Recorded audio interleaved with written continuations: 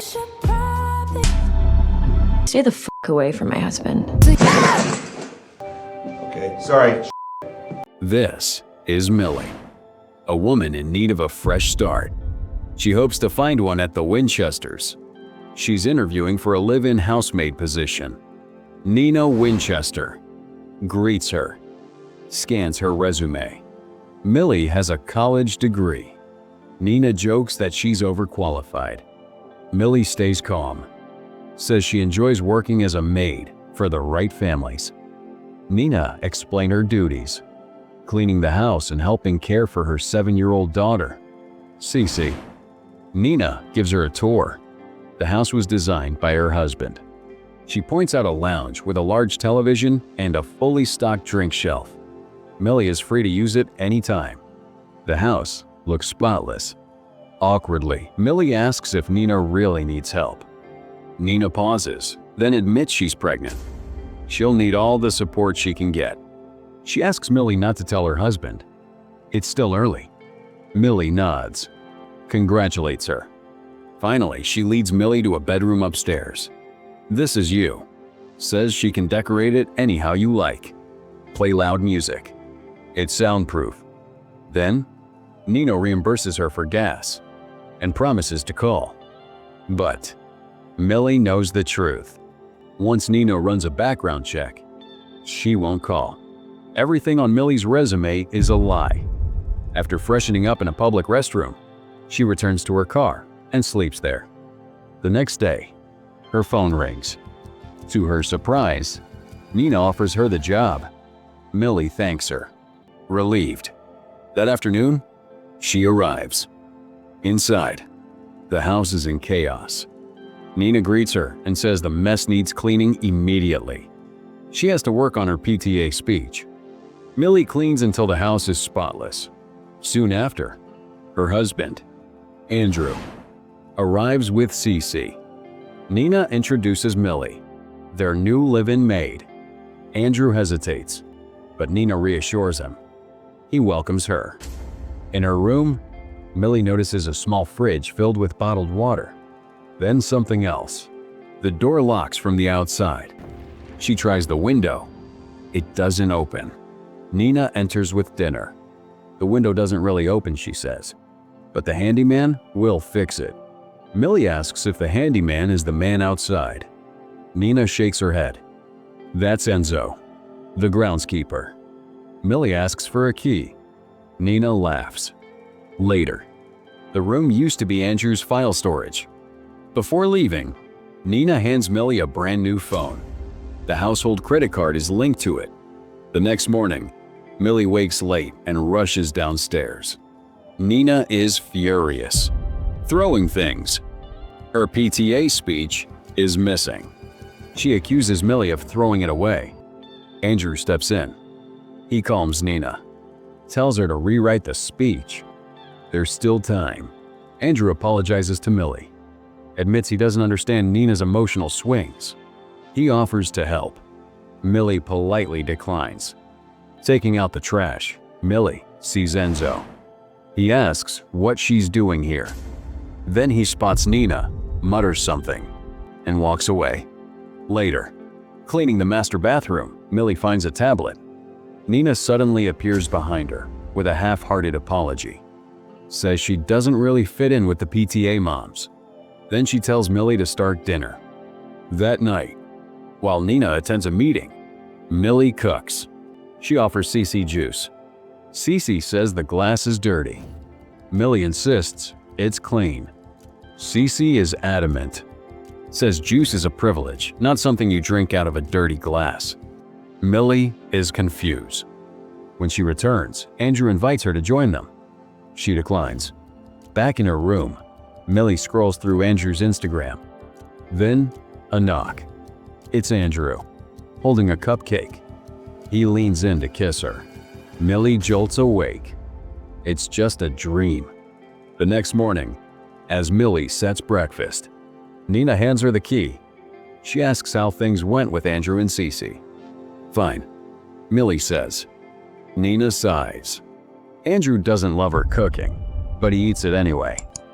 Saturday comes. Nina asks Millie to take Cece to ballet. Millie reminds her it's her day off. Nina snaps, blaming her for the missed salon appointment and the lost PTA speech.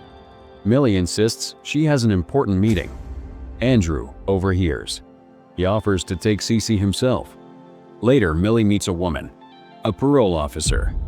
Millie is a parolee. She explains her job and living situation. The warning is clear. One mistake, and she serves the remaining 5 years. Afterward, Nina calls. She wants Millie to pick Cece up from ballet.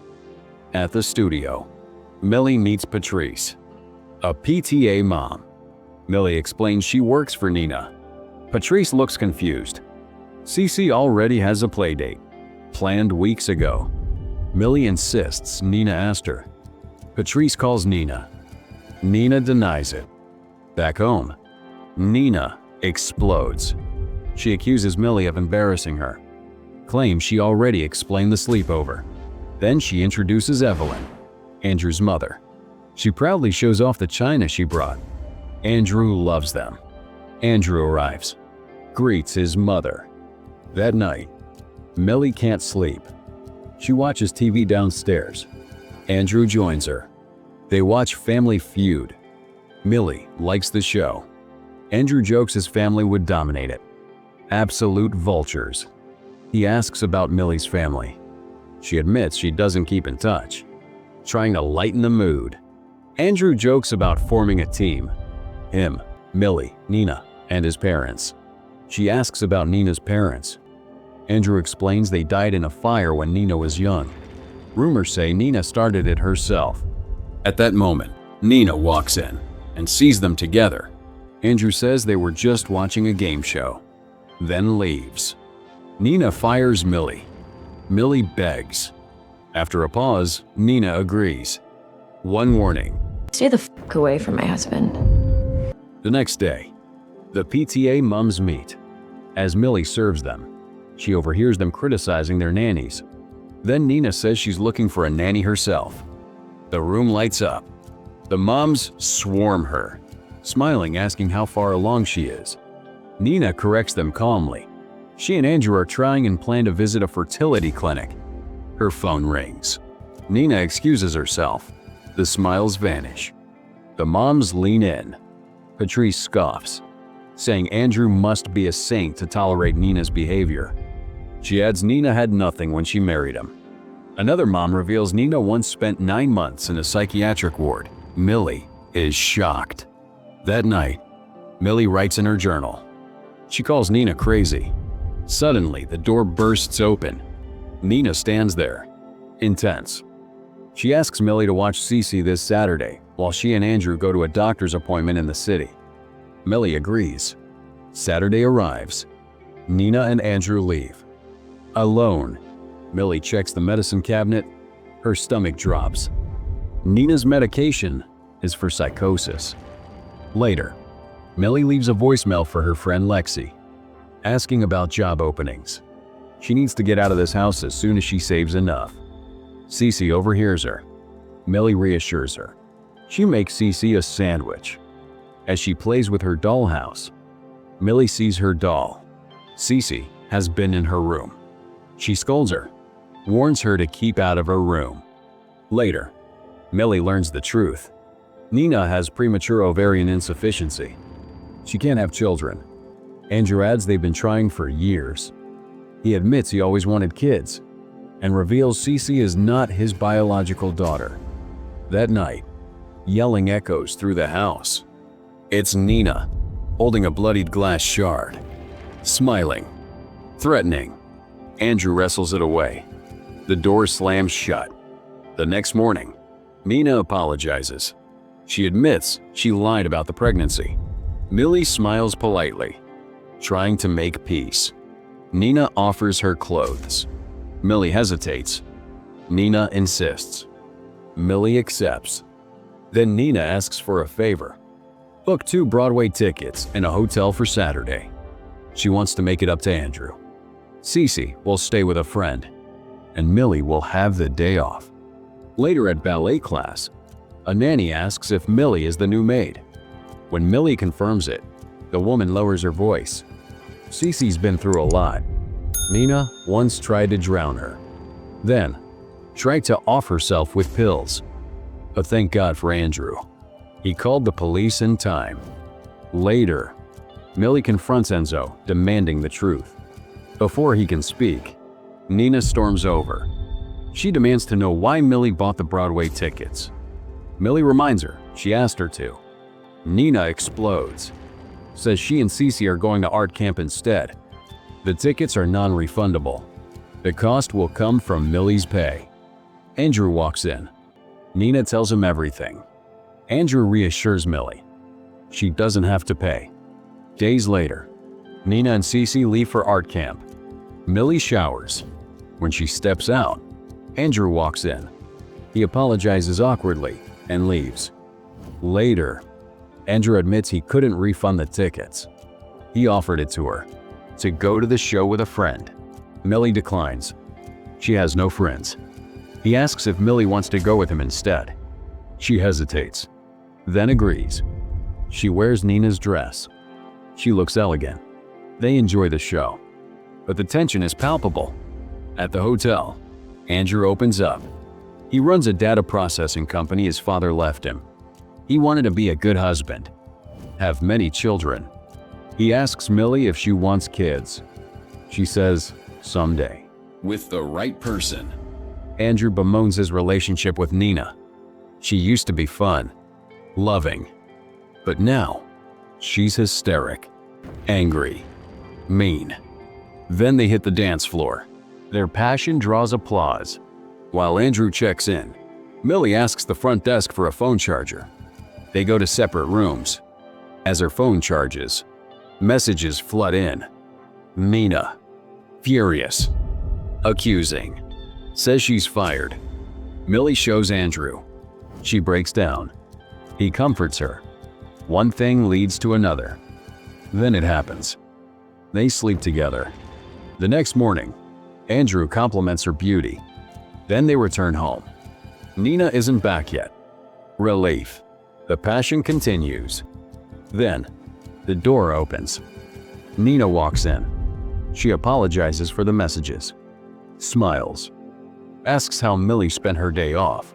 Millie lies. She went to a bar with Lexi. Nina drops a bombshell. Casually, she tells Andrew Millie spent 10 years in prison. But she thinks it's good Millie wants a fresh start. Andrew is shocked and disappointed. She hands Millie a grocery list. At the store, a PTA mom notices Millie's phone. She warns her. Employer phones are often tracking devices. Millie freezes. Nina knows. Police arrive. Nina reported her car stolen. Millie is handcuffed. Andrew arrives just in time. Millie confesses her past. Andrew stops her. Says he knows she's good. At home, Nina finds the Broadway playbill. She accuses them of an affair. They deny it. Andrew tells Nina she's imagining things again. Nina fires Millie, accuses her of stealing her clothes. Andrew snaps. He throws Nina out. Nina slaps Millie and storms away. Millie offers to leave too. She needs stability for parole. Andrew insists she stay. She does. Weeks pass. Life feels perfect. One morning, as Millie serves breakfast in the china, she sees Enzo watching her through the window. She drops the food. Andrew fires him immediately, tells her not to worry, but asks her to save the pieces. That night, Andrew notices the pieces are still dirty. Millie says she was afraid of cutting herself. He nods. He brings champagne. They drink. They kiss. Millie wakes up alone. She tries the door. Locked. She screams for Andrew. Silence. The story shifts back weeks earlier. After Nina leaves, she isn't broken. She's relieved. It was all an act. She reads a letter she had written for Cece. Andrew is not the caring and perfect husband everyone thinks. He has abused, manipulated her for years. Her trauma began at 8. She didn't start the fire. Andrew started that rumor. Nina once dreamed of becoming a lawyer. She fell for her professor, got pregnant. He abandoned them. She became a secretary. One day, her boss noticed stains on her blouse and chastises her. That's when Andrew noticed her. Later, Andrew apologizes on his behalf and asks Nina out. 6 weeks later, he proposes. Nina says yes. She believes she's found her fairy tale. But something feels wrong, especially when she learns Andrew's previous fiancée, Kathy, panicked and called off the wedding. One day, Andrew notices Nina's roots growing in. He reminds her to fix them. The next day, she still hasn't. Nina explains she forgot while dropping Cece at a friend's house. Andrew smiles, then tells her to fetch a file from the attic. The moment she steps inside, the door locks. Andrew's voice echoes below. He orders her to pluck 100 hairs from her scalp. Roots intact. Hair is a privilege.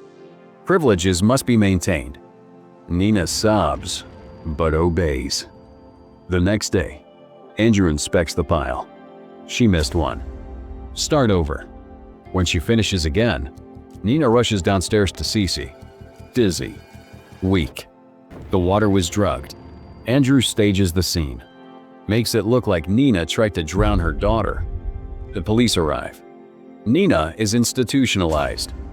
She accepts antidepressants, just so that she can see Cece. When she returns home, she realizes Andrew has already won Cece's affection. Nina is trapped. To the world, Andrew is perfect, a devoted husband, a savior. Nina is unstable, but Andrew wants children of his own. Nina secretly gets an IUD and pays a doctor to tell Andrew she's infertile. The abuse worsens. Enzo tries to help. Fake passports. A way out. Andrew discovers the plan. Then Nina notices Andrew's weakness. He needs admiration. He needs to be needed. So she plans her escape. A replacement. Millie fits perfectly. Alone. Vulnerable. Desperate for a second chance. Exactly Andrew's type. But when Nina learns Millie went to prison for murder, the plan sharpens. Enzo agrees to watch Millie. Nina prepares to flee to California with Cece. Back in the present, Andrew reminds Millie that China is irreplaceable. He grew up eating from it. Millie insists it was an accident. Andrew corrects her. Family heirlooms are a privilege.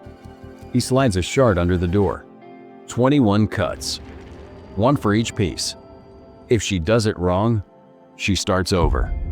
As she begins, memories flood back. The guy she unalived was just like Andrew. Rich. Respected. He was hurting her roommate. She came to her rescue. She refused to testify. Her parents disowned her. Millie took a plea deal. 15 years. Paroled after 10. She understands now. Nina chose her on purpose. After finishing all 21 cuts, she collapses. The next day, Andrew tells Millie he's proud of her. She can have anything she wants, as long as she learns actions have consequences.